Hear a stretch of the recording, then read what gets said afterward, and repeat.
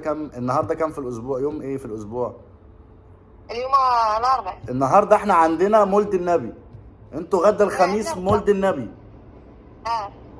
فكده ده ليه؟ هذه التاريخ عندي، هذه ولا؟ عندي. ما مش ما عارف عرفش. والله. لا ما عندناش، وانا ما قلت لك انا ما كنخرجش وما كنعرفش انا هاد الاعياد انا الفيديو ده للناس هم اللي ما هيردوا على اسئلتنا، يعني عندهم كذا سؤال لا كده يردوا شوف، لنا. الناس اللي يقولوا لك انت عارفني انا بتوتيه من كيف الشموع، ما عرفتهمش من الناس كيبداو ولا كيفاش كيديروا لي، ما عرفتهمش. انا الناس اللي كنسمعهم كيقولوا ولا كنشوف بحال هكا لا صادفتو في التلفازه كيقولوا بلا زوين، ولكن انا عمرني بصراحه ما مشيت ليه ولا عمرني ما عرفتش كيفاش كيديروا في داك سلا العادات في سلا والتقاليد بس كيفاش المدينه كديروا. الوحيده اللي بيحتفلوا بيه في سلا. يمكن في سلا. كل سنة وانتم طيبين وعاشركم مبروك يا مسلمين. توحشتكم بالزاف. عيد مولد النبي الشريف. كل سنة وانتم طيبين جميعا وعلى الأمة الإسلامية كاملة. ما حضرتش مولد النبي خالص في المغرب، كنت دايما بكون في مصر هنا. فما اعرفش، يعني انا ما اعرفش التقاليد والعادات بيبقى ايه يعني.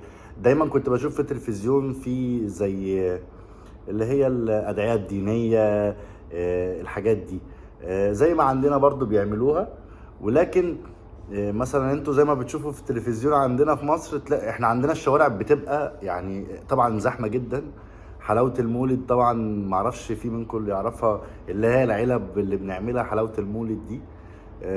بيبقى فيها بقى حلاوة المولد، انا معرفش اسامي كل واحدة، معرفش غير الحمصية علشان انا باكلها، والملبل. ملبل تمام كده. وفي زي الكاجو بقى والحاجات دي، بس بتكون ناشفه يعني.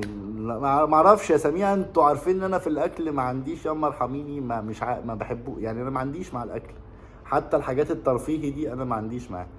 فطبعا احنا هنا في مصر بنفرش فرشه، وهوريكم صوره كده مثلا عشان تبقوا عارفين الناس اللي ما شافوش يعني.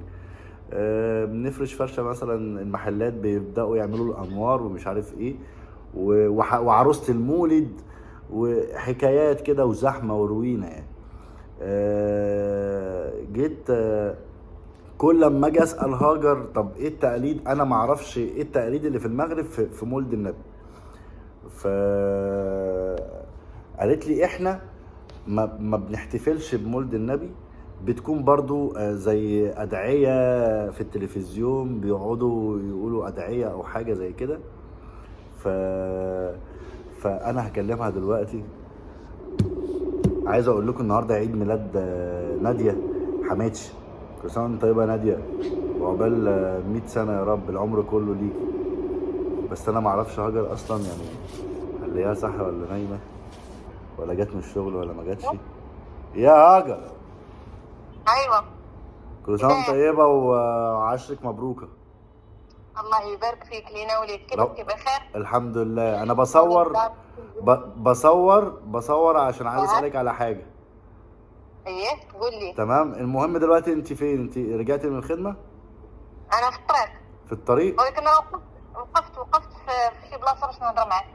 ماشي. طب سريعا كده، انت عارفة انا عمري ما حضرت مولد النبي في المغرب. كان بيصادف ان دايما بكون في مصر هنا.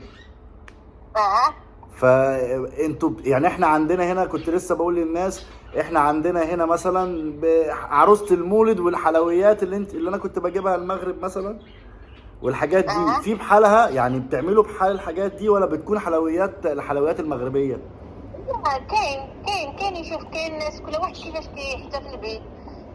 فهمتي، كاين يمكن داك المكسرات، يمكن اللوز وبحال اللي عندكم النوغا زي العلبة، وبتكون ماشي بداك الشكل، ماشي بداك الشكل ديالك، ولكن حنا كيتباع عندنا بالكيلو وكل حاجه، ماشي بداك الشكل ديالكم. هو راه نفس كلشي بحال نفس الحاجة، نفس المنتج، لكن مش في علب والكلام ده، بيبقى بالكيلو والحاجات دي، صح؟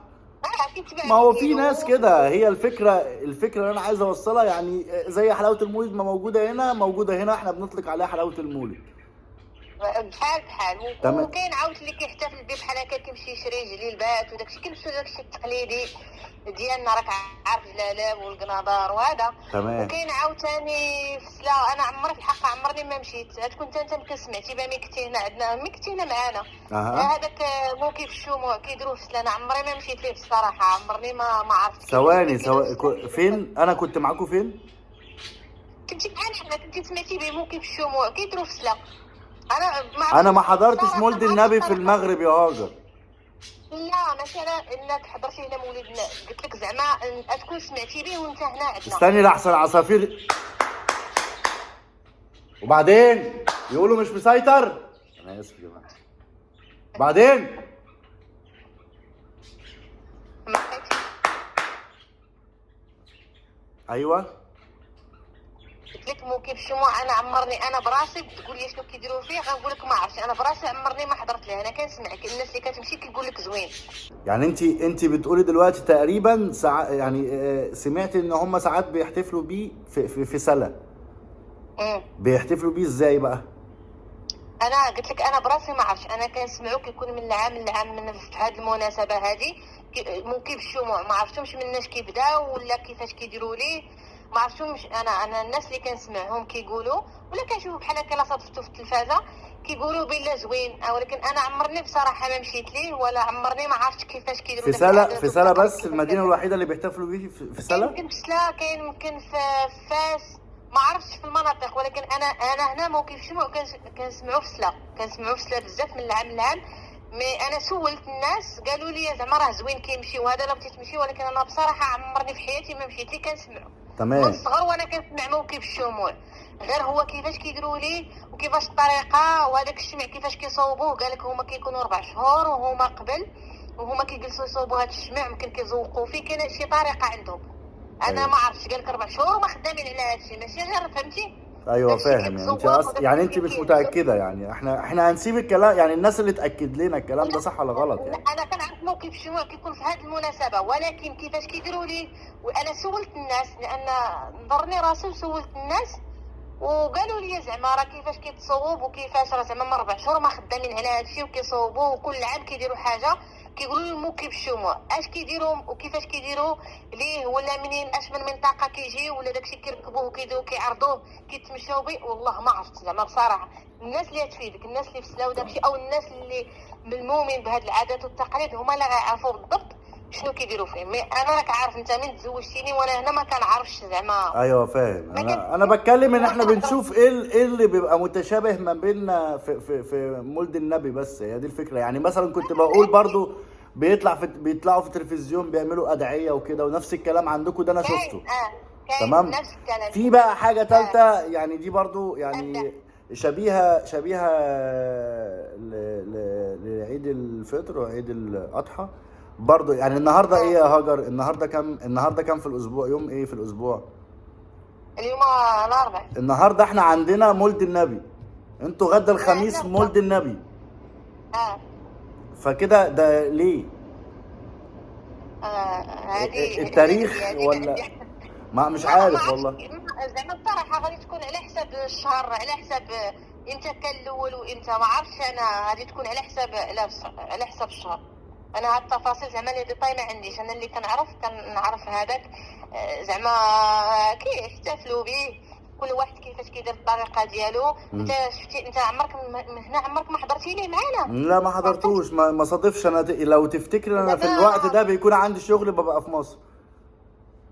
ما عقلتش. المهم احنا هنا راه شفتي زعما احنا ما كنديروش الاحتفالات وهذا، نهار كنكونوا مجموعين احنا العائله بيناتنا، الا نديروا كسكسو غنديروا رفيسه شي حاجه هكا مجموعين. انت دايسه في اي اكل وخلاص؟ ها دايسه في اي اكل انا الاكل كسكسو داكشي انا معاك.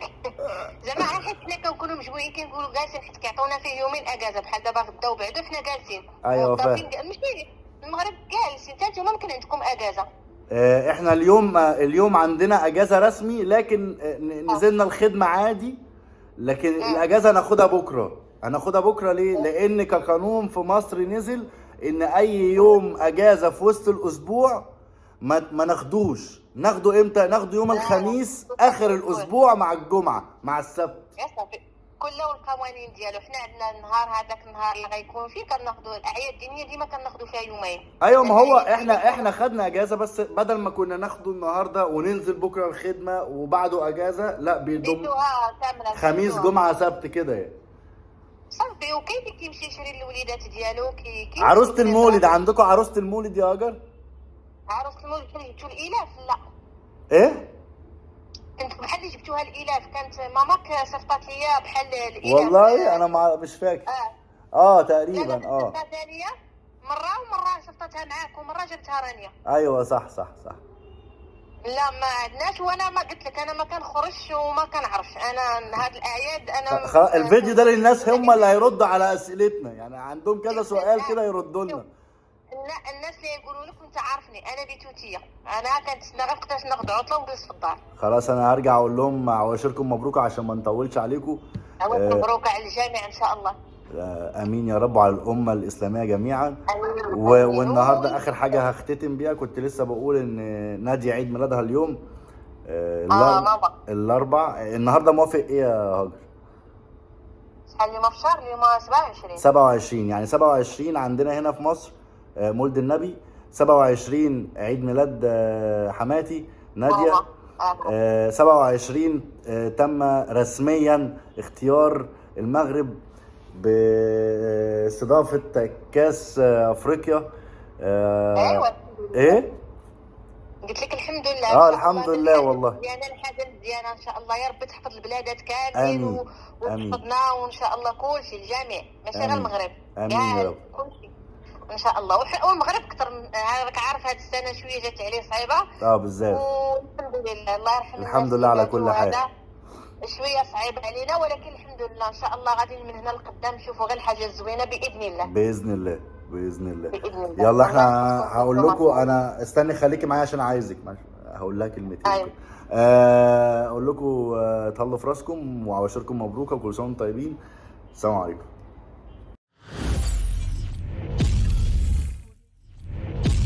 Ahmed Zidane.